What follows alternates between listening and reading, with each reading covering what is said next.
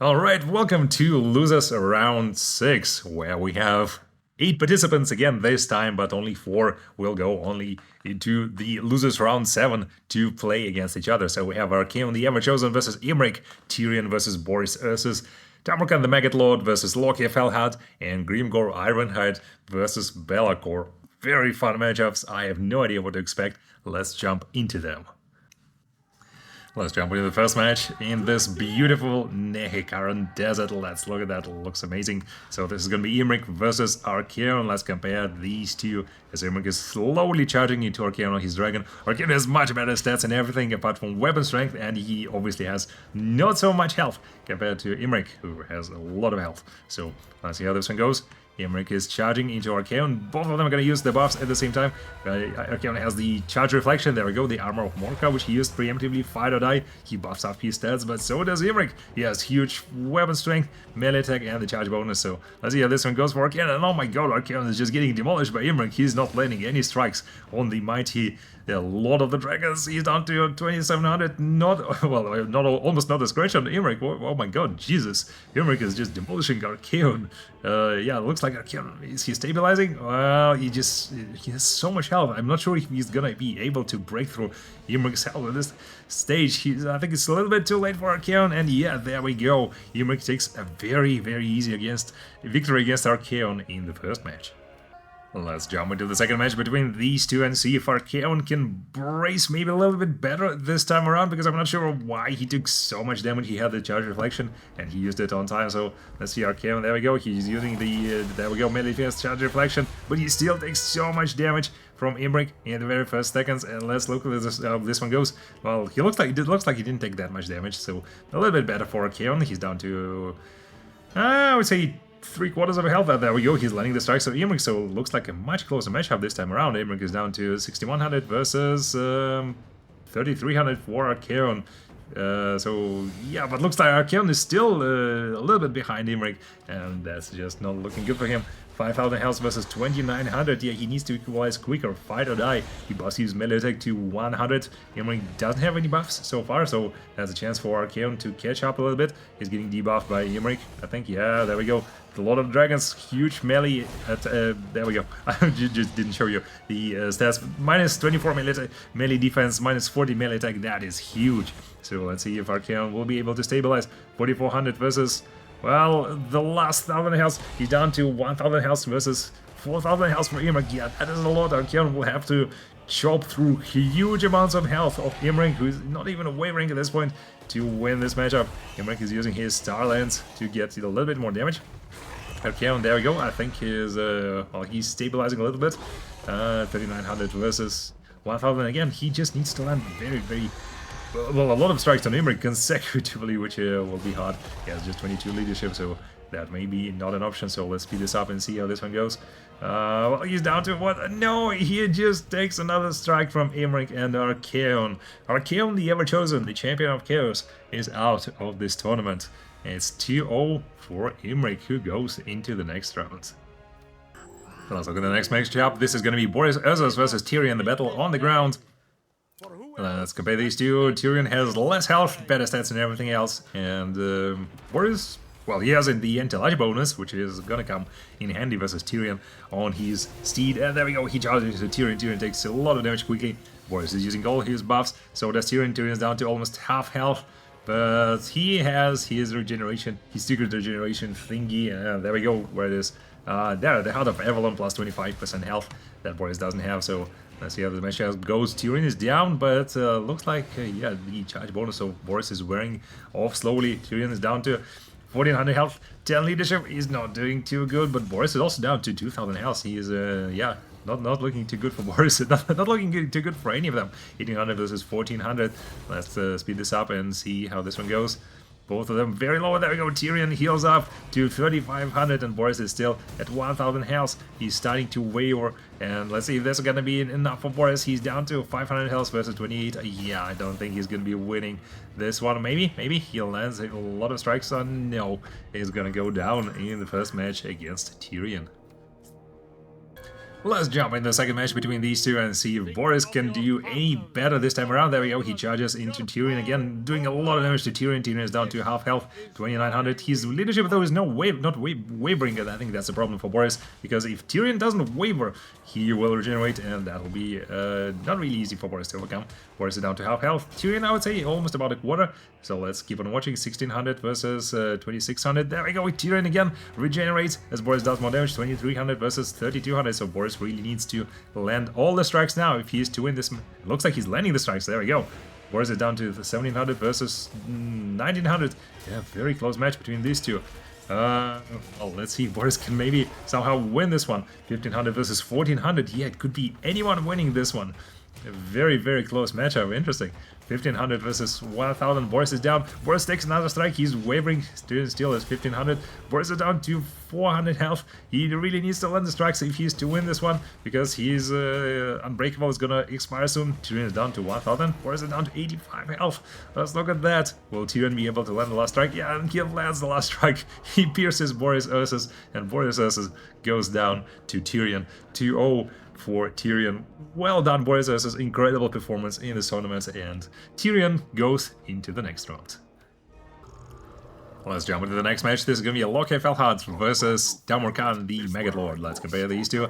Tamurkhan has a little bit more health, but not really that much. 3,500. More weapon strength, better melee attack. With melee defense, I would say they are pretty equal. Well, Lokhir has a regeneration, so I would say even health-wise they are mostly equal. So 55-46 versus 62-36, so pretty equal melee attack and melee defense as well. So there you go, Lokhir charges using Deadly Onslaught, Foe Seeker, all his abilities. Tamurkhan has some of the abilities. Snuggles' favorite son gives him a little bit more resistance and the Black Cleaver to do more damage. And let's start watching this match. I think it's going to be a long one because the Lokhir is just regenerating all the time.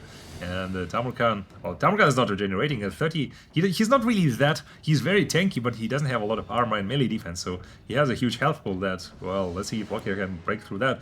The Dreaded Duelist, that's an ability Lokhir uses that gives him a lot of melee attack and melee defense. So it looks like Tamurkhan is going... Well, it's hard to say if he's going to go down or not. Lokhir is still at 7,000 health. Tamurkhan is down to 4,700, but he is unbreakable, and he has, where is it, the Feast of the Maggot Lord, which gives him a lot of regeneration and does a lot of damage to the enemy. So to Lokhir Fellheart, let's continue watching this one. 6,800 versus 1,300, so Lokhir is still hasn't reached his regenerating cap. Tamurkhan is down to 2,800. Lokhir is still regenerating back his health. It is just a battle of the tanks. They're just slowly chipping at each other and doing damage. 2,000 versus, well, no, Lokhir still can't regenerate to full health, and let's see how this one goes. So there we go, Tamurkhan is regenerating, and Lokhir is taking a lot of damage very quickly, so let's see if that's going to be enough for Tamurkhan. He's up to, well, 1,200 health versus almost 4,000 health for Lokhir. There we go, the Dreaded Duelist. Look at the stats compared to Tamurkhan. I don't think that's looking good for Tamurkhan in this matchup. 4,000 health versus 200, and that's the last Tamurkhan has. So let's see if Lokhir can close this one. Yeah, he does. Look at that as the dragon. Wow, the dragon is almost like biting the toad. Well, the toad dragon. I mean, it's a fake dragon. Obviously, everybody knows this is not a dragon. This is like lizard or something. This is a dragon. So 1-0 for Lokhir Fellheart. And let's jump into the second match between these two. Tamurkhan needs to do better if he's to take Lokhir Fellheart. Lokhir was just regenerating almost to full health the whole matchup, so let's speed this one up and see how this goes, because I think this is going to be a very long match between these two. Yeah, so we are almost 2 minutes of the match, and Lokhir, well, I would say he's down to half health. He's still regenerating, as you can see. Tamurkhan, let's slow this down a little bit. Tamurkhan is down to 1,700 versus 5,000 health, and Lokhir still has reached the healing cap, so let's see if this is going to be the turning moment as Lokhir brings down Tamurkhan the first time. I think he's going to do that. 3,900, wow, actually look at that. Tamurkhan, there we go, Tamurkhan is up to 2,200, Lokhir is at 2,500, so this time I think he does have a chance. 2,500 versus 2,200, Lokhir really needs his, well, he has the Helm of the Kraken, which is giving him regeneration. He is 2,100 versus 1,800, and Lokhir can... maybe win this one again. It's hard to say. 1400, 800 for Tamurkhan versus 2200 for Lokhir. Lokhir managed to land some very nice strikes against Tamurkhan. 2800 no, Tamurkhan goes down to the mighty Lokhir Fellheart. So very, I would say, unexpected performance for Tamurkhan, but Lokhir Fellheart, what a surprise. He goes into the next round. 2-0 for Lokhir Fellheart.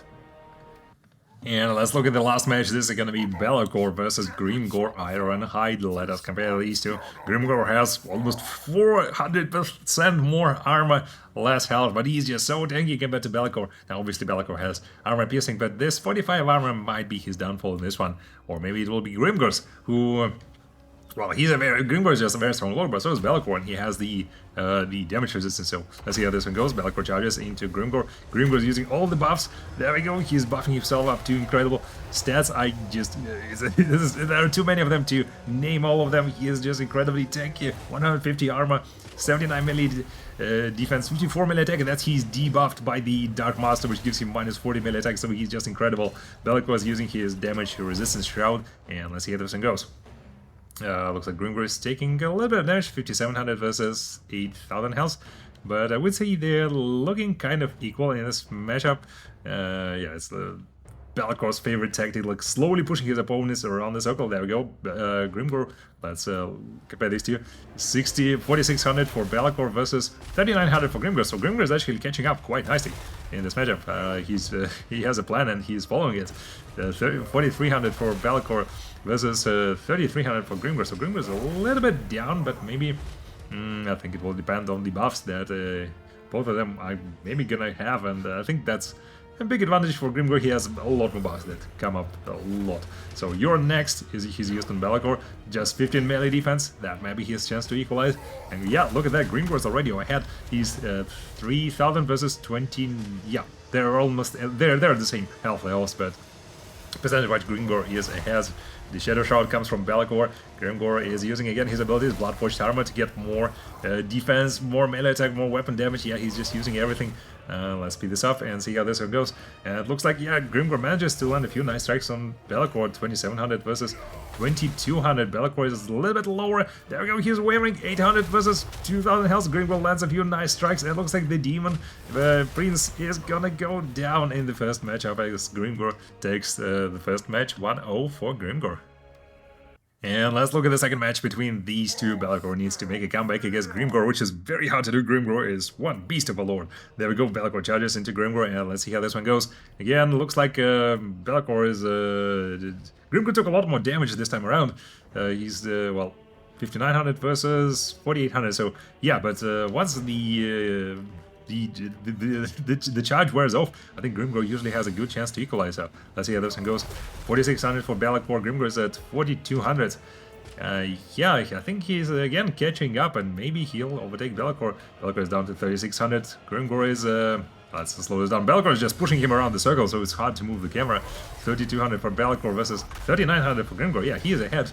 And Bel'akor is getting debuffed by Grimgor, and let's see if he's using the Shroud to negate some of the damage. But yeah, Grimgor is still ahead.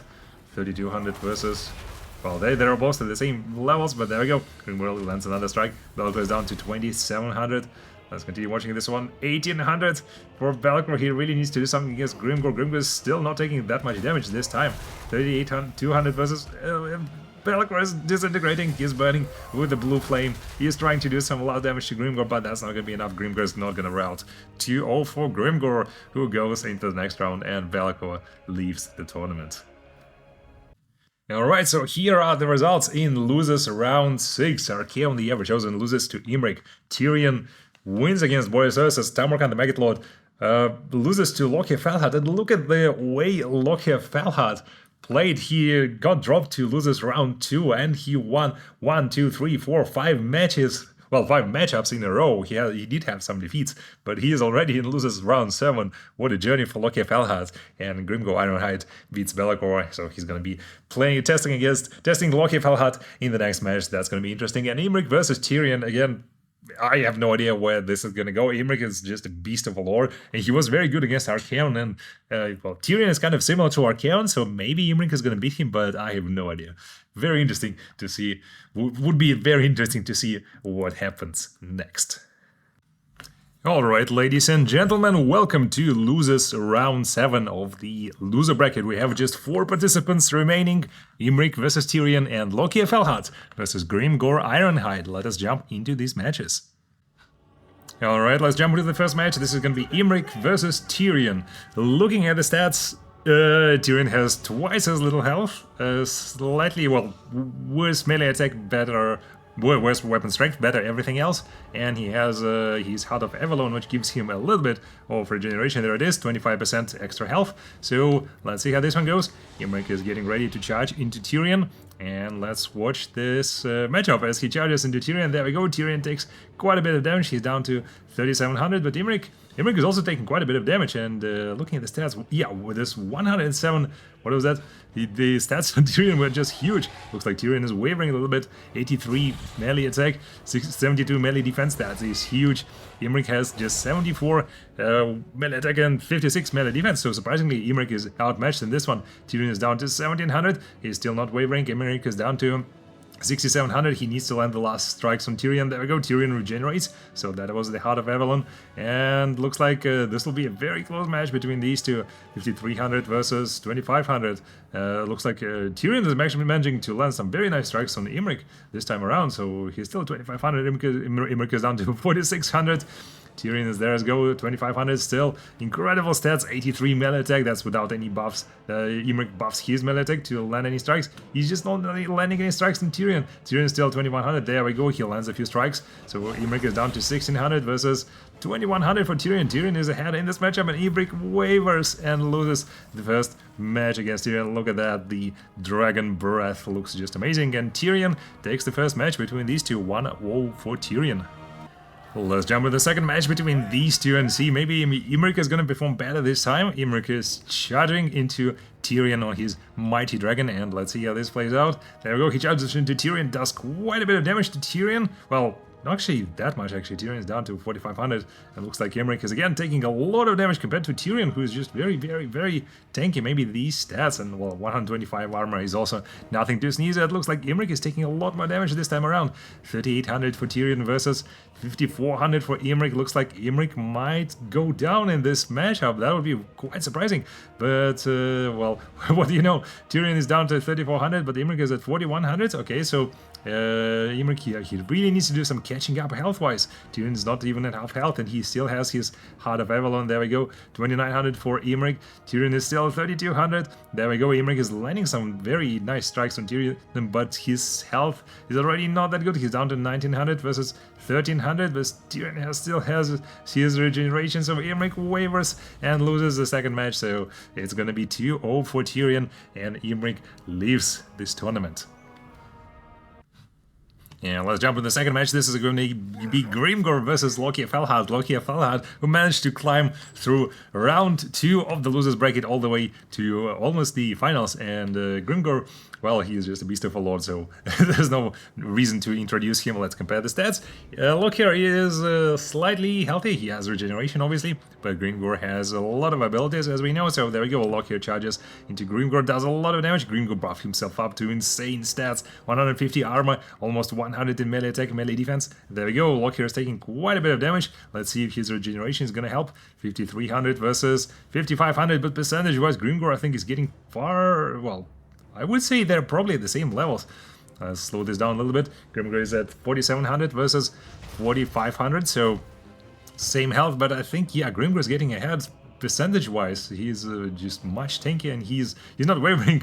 So 3300 versus 3400, very equal match. For the Lokhir is regenerating a little bit. 2300 versus 3300. There we go. Grimgor is slightly ahead. He's still taking damage, but Lokhir, yeah, Lokhir that just doesn't have the time to regenerate, and he's getting debuffed by Grimgor to very, very low stats. There we go. Grimgor wins the first match against Lokhir Fellheart.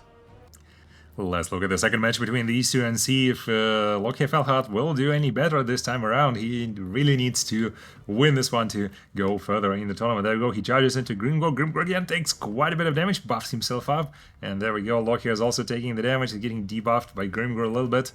Yeah, it looks like Grimgor again is getting ahead of Lokhir Fellheart in this matchup, so he's up to 70 melee attack versus the Healthwise. Let's slow this down because I can't speak this quickly. 3500 versus 2800. Yeah, Lokhir is behind. He doesn't have the time likely to regenerate, and Grimgor uses one of his buffs to well, oh, that's the Foe Seeker, doesn't do much.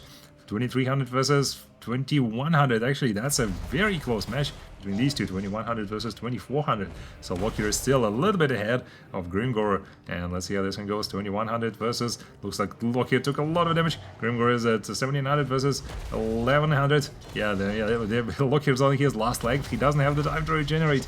And Grimgor, well, still fighting like a beast. Grimgor is not wavering. He is a little bit uncertain, but his leadership is still high. Lokhir goes down to 400, and Lokhir goes down. So Grimgor Ironhide wins this match. 2-0 for Grimgor, and an incredible performance from Lokhir Fellheart, who went through the whole tournament and almost got into the finals. 2-0 for Grimgor. So here are the results in losers round 7. Imrik loses to Tyrion, and Lokhir Fellheart loses to Grimgor Ironhide. Tyrion and Grimgor go into the next round.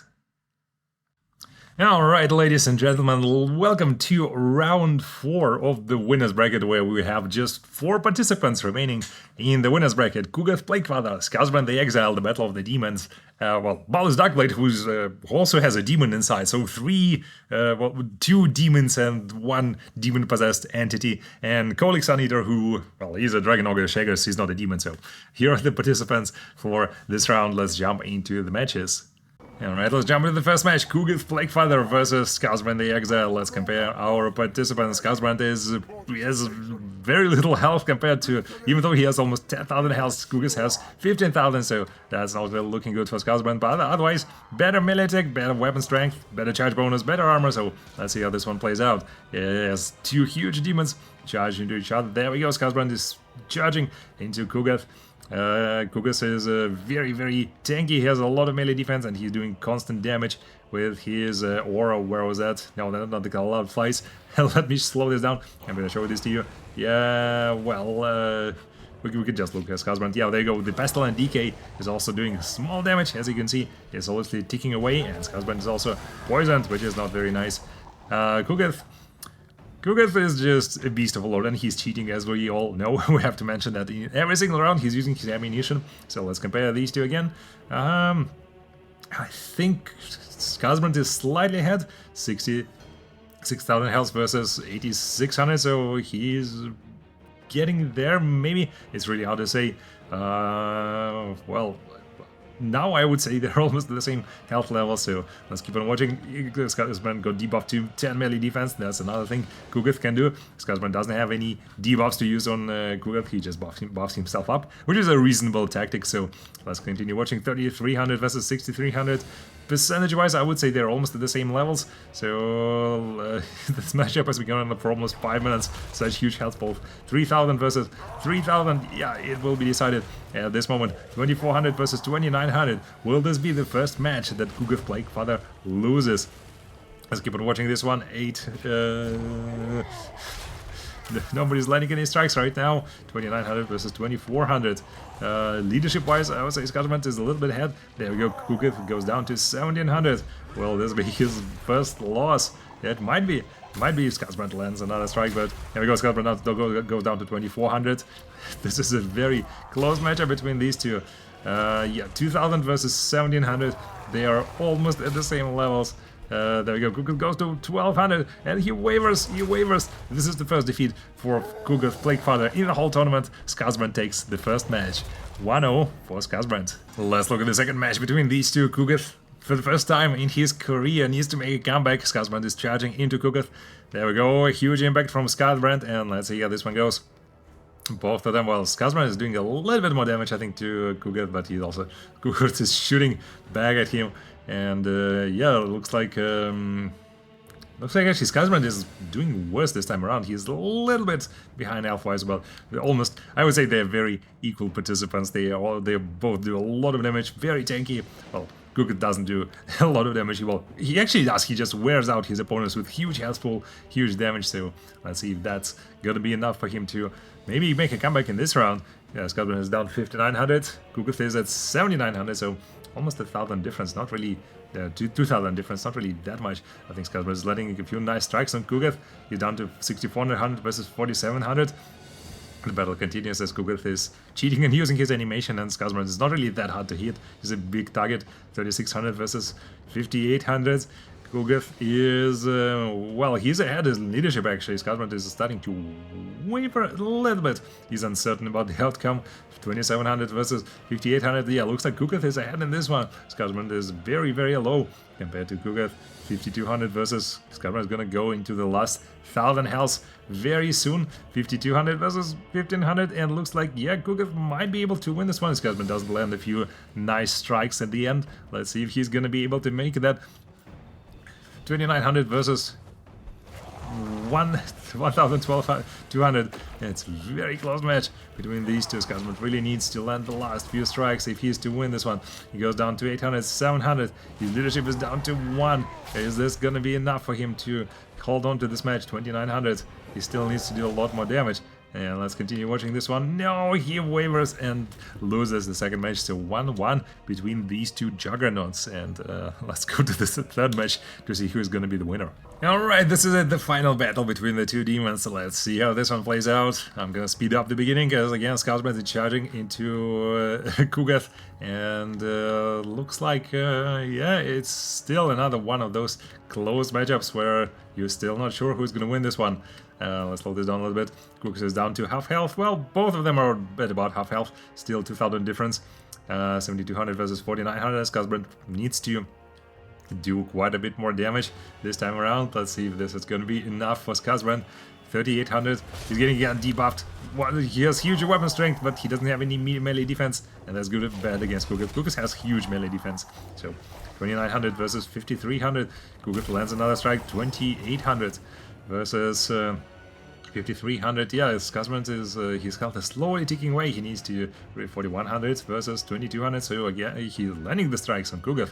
Well done, Skarsbrand. 1,600 versus 4,000 health, but he's very, very low. 1,500. Skarsbrand is on his last legs. Gugat is still in the game.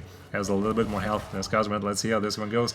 1,000 health, 900. Is this gonna be enough? No, he wavers, and Skarsbrand loses this match. So, despite the first loss in his career, Gugat manages to go into the next round, and Skarsbrand drops into the losers bracket. 2-1 for Gugat. Let's jump into the second match. Malus Darkblade versus Kholek Suneaster. Malus is dismounted for obvious reasons. This, what is it? Plus 28 anti-latch bonus. Yeah, he doesn't want to face it. And Malus is almost the same dismounted as he's mounted, so let's see if this is gonna help him. There you go, Kholek is getting ready to charge into Malus. Kholek does a lot of damage quickly. Malus will try to stay in this form as long as possible. He's down to half health. 19 leadership. Yeah, he might have to transform at this point. He's real low, 1,500, yeah, there's no time. He needs to do the transformation now, 900, yeah, there we go. He has the time to transform. Kholek is down to 7,000 health. Malus is at full health. This form is unbreakable. He does a lot of damage, a lot of weapon strength, and he can heal himself up from his opponent. So let's see how this one goes. Malus is down to, well, I would say about 3/4 of the health. Kholek is still trying to land the strikes on him. Malus is down to 2,600. Kholek is down to 4,000 health. A very close matchup. Malus is losing the health all the time, by the way. Yeah, damage per second, 20 damage per second, almost every second. So, despite him healing up, that might not be enough. Let's see. Kholek is down to 3,600 versus 1,300. Yeah, it's gonna be a hard matchup for Malus to make a comeback against Kholek Suneaster if Kholek lands a few other strikes. There we go, another strike from Kholek. Kholek is still very healthy. Malus is down to 1,000 health. There you go, he heals up a little bit. 1,200 versus 2,300. Kholek lands another strike. 800 health for Malus. He still has the regeneration cap, so he's not gonna waver. He still has the chance to make a comeback in this matchup. 2,800 health versus 1,900. Kholek might actually waver in this. Last 300 health for Malus. He needs to heal up. he is gonna lose this one unless he heals up or unless Kholek wavers so much. He's down to lost almost 100 health. There we go. Another strike from Kholek. No, he misses this one. 300 health, and there we go. Kholek manages to smash the Malus Darkblade into pieces. I don't think he's even on the map anymore. 1-0 for Kholek Suneaster. Let's jump into the second match between these two. Malus is still dismounted as Kholek is again charging into him, and depends if Kholek is gonna get good. No, Kholek actually doesn't do a lot of damage this time around. Malus is going a little bit down, but Malus wants to stay in this form as long as possible because that's his key to victory. Malus transforms. This time around, Kholek is down to almost half health. Malus is still almost at full health. Kholek is going down in leadership, 3600 versus 3700, but that's obviously considering that Malus has much better stats and regeneration, and he is unbreakable. Like Kholek, 2900 versus 2800. Again, very close matchup. Kholek is pummeling Malus away. Malus is flying away, but that doesn't really help in this matchup. There we go. Malus flies away again. 1500. He heals up from Kholek. Kholek is on to 1200 versus 1500. And yeah, this is going to be a very close match. See, here's the winner. 600 for Kholek. Kholek looks wavers, and Kholek loses the second match between these two. 1-1. Let's jump into the final round. Alright, this is the final round between these two. Kholek Suneaster versus Malus Darkblade. Incredible opponents, and let's see who goes into the next round. Kholek charges into Malus. Malus is down to, there we go, half health. Malus has to transform, I guess, at this point. Maybe he'll hold on. No, he's still holding on. That's actually going very good for Malus. He wants to hold on as much as possible, as I've said. There we go, he transforms. 4000 health. He's using his regeneration ability. Kholek is down to almost half health. Malus is down to 2900 versus 3700. Yeah, he gets pummeled away, which is bad for Malus actually. He needs to regenerate more. 2900 versus 2400. Again, a close match between these two. Let's slow this down a little bit. 1600 versus 1700. Yeah, anybody could be the winner. The matches are so close that sometimes it just comes down to pure luck or skill of the opponents. So 1300 versus 1300, actually, both of them are at the same levels. Kholek is down to... Kholek doesn't have any abilities though, and Malus still can... he's able to heal himself up. Yeah, there you go, he uses healing ability. Kholek Suneaster wavers and loses this matchup. Well done, Kholek. Incredible performance, but you're going into the losers bracket. And Malus Darkblade goes into the final of the winners bracket. 2-1 for Malus Darkblade. So here are the results from round 4. Kuga's Plaguefather wins against Skarsbrand the Exiled, and both of the matches were very close matches. Malus Darkblade wins against Kholek Suneaster 2-1 in both matches, and it's going to be Kuga's Plaguefather versus Malus Darkblade in the semifinals. Alright, so losers round 8. We have just 4 participants: Skarsbrand the Exiled, Tyrion, Kholek Suneaster, and Grimgor Ironhide. Only 2 of these will make it to losers round 9. So without further ado, let's jump into the first match. Alright, starting with the first match, Skarsbrand the Exiled versus Tyrion. The battle on the ground. Comparing these two again, Tyrion is vastly outmatched health-wise. Less weapon strength, but he has the charge bonus, very nice, 90 charge bonus. He can speed it up, I think, and he can increase the charge bonus as far as I remember. Maybe? No, he can't. So they charge into each other, and let's see how this one goes. Skarsbrand is a very good lord, but he takes a lot of damage. I think that might be his downfall. Tyrion goes 107 melee attack, 120 melee defense. Look at that. Skarsbrand is at 85 melee attack, very nice, but just 50 melee defense, so let's see if that's going to be enough for Skarsbrand. Let's keep on watching this match. Skarsbrand doesn't really have that many buffs, unlike Tyrion, so Tyrion is down to about half health. Skarsbrand is, I'm not sure what he was doing. He was aiming to hit a Tyrion in a better way, I guess. 2900 versus 5600. Looks like Skarsbrand is actually taking quite a bit of damage in this matchup. Tyrion is down to 1800, Skarsbrand is at 5300, so Tyrion is quite a bit lower, but Skarsbrand is just pushing Tyrion around, but Tyrion has his Heart of Avalon, which will heal him. There we go, Skarsbrand is using Fueled by Rage to do more damage. He's already at half health. He really needs to catch up with Tyrion because he's gonna heal up very soon. Skarsbrand at 2800 versus 1500. And Tyrion still hasn't healed up. Tyrion is landing strike after strike on Skarsbrand, despite Skarsbrand pushing him around. Skarsbrand is down to 1600 versus 1300 for Tyrion. There we go, 1400 for Skarsbrand. He's wavering actually, look at that. Almost 1000 health for Skarsbrand. Tyrion is still... I don't think he has used his Heart of Avalon. Skarsbrand is getting... Yeah, he's getting banished. He is running away from the battle. He loses the first match 1-0 for Tyrion. And let's look at the second match between these two, Skarsbrand versus Tyrion. Skarsbrand needs to make a comeback. He's charging into Tyrion. There we go. Skarsbrand is doing quite a bit of damage with his charge, unlike Tyrion. But yeah, looks like Skarsbrand is also taking damage again, and he really needs to get ahead percentage-wise in this matchup. Tyrion is down to about half health. Oh my god, we lost the camera. Let's slow this down a little bit. Tyrion is at 2200 versus 5600, so about half health. But Tyrion still has regeneration, so Skarsbrand needs to break through that first. Let's see, it's 1900 versus 5100. Victory is Skarsbrand. Grasp, maybe if he can grasp it. There we go, Tyrion is very low already. 1300 versus 4000 health. Skarsbrand is still using his buffs, so there we go, Tyrion heals up himself to, well, 1800 versus 4000 health. Still not looking that good for Tyrion. He really needs to land the strikes on Skarsbrand. I think he is landing the strikes. Let's compare these two again. 2000 health versus 1800. Yeah, Tyrion is just, well, maybe this 50 melee defense that Skarsbrand has is not enough. Tyrion is just more armored and he has slightly better stats to land the attacks. Skarsbrand is down to 1500. Tyrion is at 1800. Still 1500 for Skarsbrand. Let's see if he can land at the strikes. No, he gets banished again. He just cannot handle the pressure of this match. He's getting banished and he is leaving the tournament. Skarsbrand loses to Tyrion. 2-0 for Tyrion. Let's jump into the second matchup. This is going to be Kholek Suneaster versus Grimgor Ironhide. Grimgor is a little bit less healthy and, well, I would say they're almost equal in other stats, so let's see how this one goes. There we go, Kholek is slowly prancing, he is charging his hammer and charges into Grimgor, so let's see how this one goes. Grimgor took a lot of damage from the charge, but let's see if that's gonna be enough. Grimgor is down to 4400 versus 5600, that's actually quite a quick matchup.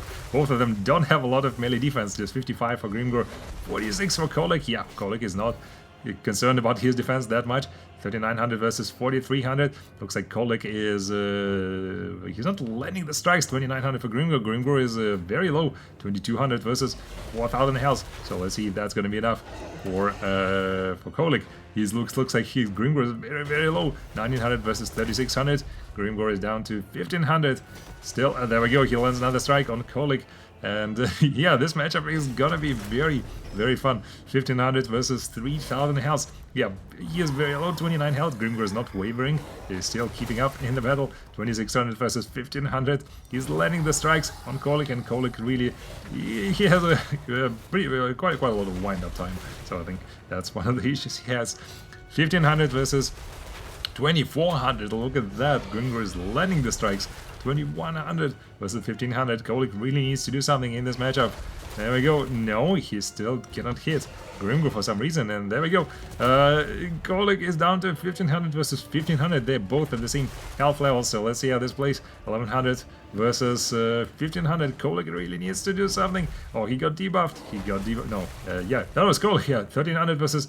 Yeah, his leadership is negative, and he wavers and he loses the first match. Kholek, despite looking very epic, he loses the first. Look at this lovely horse. They look so adorable. He loses his first match to Grimgor. 1-0 for Grimgor Ironhide. Alright, let's jump into the second match between these two. As again, Kholek is prancing. He doesn't have a huge charge bonus, interesting. Grimgor has more of a charge bonus despite Kholek being, well, more attuned to charges, I guess. But there we go. Here they charge into each other, and looks like Kholek is taking he's taking a beating from Grimgor this time around. 5900 versus 4000 health here. Grimgor is just landing strike after strike. Kholek knocked him down. That's not gonna help him. Let's see if he can make a comeback. He's down to 2400. No, I don't think he will. Grimgor is still almost at full health. Kholek really needs to. Ah, there we go. Maybe. 1300 versus 3500. No, Kholek wavers, and Grimgor in the blast of, I don't know what that is, hellfire or a huge explosion goes into the next round. 2-0 for Grimgor Ironhide. Alright, so here are the results from losers round 8. Skarsbrand the Exile loses to Tyrion, and Kholek Suneaster loses to Grimgor Ironhide. So Tyrion and Grimgor are gonna fight it in almost the final round of the losers bracket in losers round 9.